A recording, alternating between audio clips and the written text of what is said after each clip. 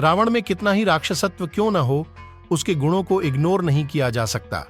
ऐसा माना जाता है कि रावण शंकर भगवान का बड़ा भक्त था। वह महातेजस्वी, प्रतापी, पराक्रमी, रूपवान तथा विद्वान था।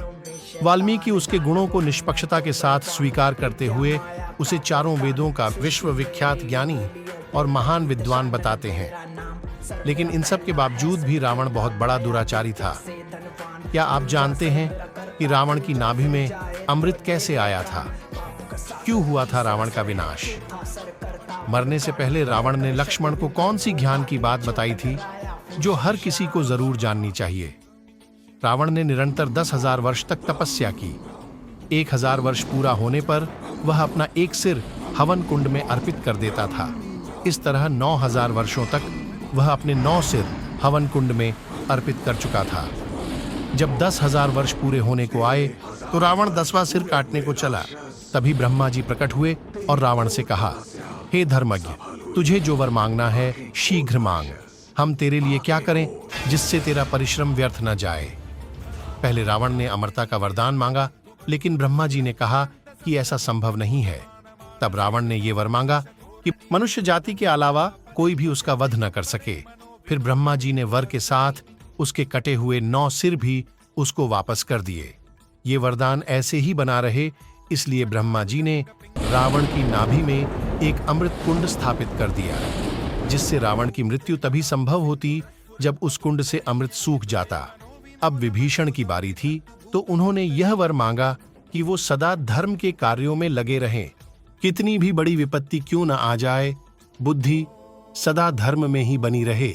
जब कुंभकर्ण की बारी आई तो देवताओं ने ब्रह्मा जी से विनती की कि ये दैत्य तो बिना शक्तियों के सबको खा जाता है और उत्पात मचाता है, फिर भी इसका पेट नहीं भरता। अगर इसने वर प्राप्त कर लिया तो बहुत ही विनाश करेगा। देवताओं की इस समस्या का हल करने के लिए ब्रह्मा जी ने सरस्वती जी का स्मरण किया।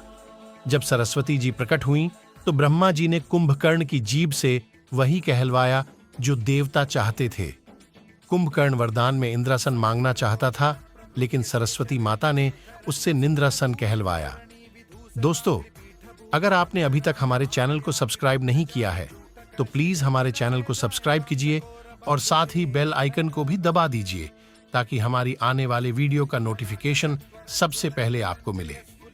वरदान प्राप्त करने के बाद रावण और ज्यादा अत्याचार करने लगा। उसने सब पर आक्रमण कर अपना साम्राज्य बढ़ाना आरंभ कर दिया। परंतु परेशानी की बात यह थी कि वो बहुत अनुचित ढंग से ये सब कर रहा था। जब उसके भाई कुबेर को इस बात की जानकारी हुई तो उन्होंने एक दूत भेजा, जिसके द्वारा उन्होंने यह समझाने की कोशिश की कि उसे यह सब नहीं करना चाहिए। इसके परिणाम उसके लिए घातक हो सकते हैं। इस बात का रावण पर उल्टा असर हुआ। उसने दूत को मरवा दिया और स्वयं कुबेर पर आक्रमण कर दिया। इस हमले में रावण जीता और कुबेर का पुष्पक विमान ले आया। ये विमान मन की गति से चलता था। रावण के विनाश के पीछे कई कारण थे, जो उनकी अहंकारी और दुराचारों के कारण थे। इनमें कुछ मुख्य कारण इस प्रकार हैं। 1. दुराचारों का परिणाम। रावण ने कई अत्याचार किए थे, जैसे कि देवी सीता का हरण करना। इसके फलस्वरूप उसने राम जैसे दिव्य प्राणी का अपमान और धर्म के विरुद्ध कार्य किए। 2. अहंकार। रावण का अत्यधिक अहंकारी और स्वार्थी स्वभाव ने उन्हें दुर्भाग्यपूर्ण निर्णयों पर ले जाने में मदद की। उन्होंने अपनी शक्ति और विवेक का गलत तरीके से उपयोग किया। 3. धर्म संबंधी दुर्भावना। रावण का विश्वास था कि उसकी शक्ति और वरदानों के सामने कोई भी उसे नुकसान नहीं पहुंचा सकता है। उन्होंने अपनी अजेयता के चलते धर्म को भुला दिया और अपनी विनाशकारी क्रियाओं में लिप्त हो गए। ये सभी कारण मिलकर रावण के विनाश का कारण बने। जब राम और रावण के बीच युद्ध हुआ तो रावण की हार हुई। रावण मरणासन्न अवस्था में था। तब भगवान राम ने लक्ष्मण को रावण से शिक्षा लेने को कहा, क्योंकि राम भी जानते थे कि रावण इस संसार के नीति, राजनीति और शक्ति के महान पंडित थे। इसलिए भगवान राम ने लक्ष्मण से कहा कि रावण के पास जाकर कुछ शिक्षा अर्जित करें। कहते हैं कि लक्ष्मण को यह बात पसंद नहीं आई थी, लेकिन वह कभी बड़े भाई की बात टालते नहीं थे, इसलिए पहुंच गए रावण के पास। लंकापति उस समय आंख मूंद कर लेटा पड़ा था, लहूलुहान।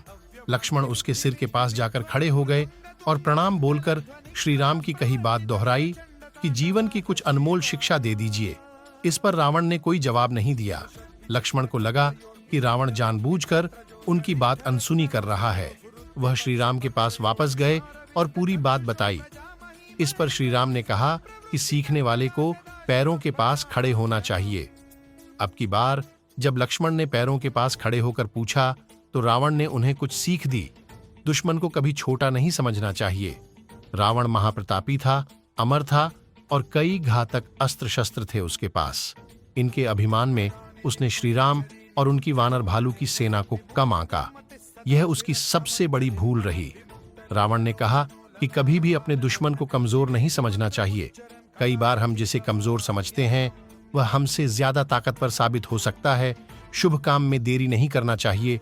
शुभ से शीघ्रम, यही थी रावण की अगली सीख। लंकापति ने कहा कि अच्छे काम में कभी भी देरी नहीं करनी चाहिए और बुरे काम को जितना हो सके उतना टालना चाहिए। शत्रु और मित्र की पहचान जरूरी। रावण ने लक्ष्मण से कहा, कई बार हम जिसे अपना मित्र समझ रहे होते हैं वह हमारा शत्रु होता है। जिसे हम पराया मानकर दूर कर देते हैं वह सबसे बड़ा हितैषी साबित हो जाता है। इसलिए अपने दोस्त और दुश्मन की पहचान बहुत जरूरी है। घमंड किया तो पछताना पड़ेगा। रावण को अपने बल का बहुत घमंड था और इसी के चलते उसे श्रीराम के हाथों पराजय झेलनी पड़ी। रावण ने इसे लेकर भी सीख दी कि खुद के बल का घमंड और दुरुपयोग कभी नहीं करना चाहिए। अपना रहस्य किसी को मत बताओ।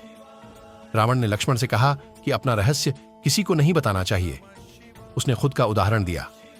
वह अमर था, नाभि में अमृत था उसके। लेकिन यह रहस्य उसके छोटे भाई विभीषण को पता था। विभीषण के जरिए भगवान राम को इसके बारे में पता चला और इस तरह रावण का संहार हुआ।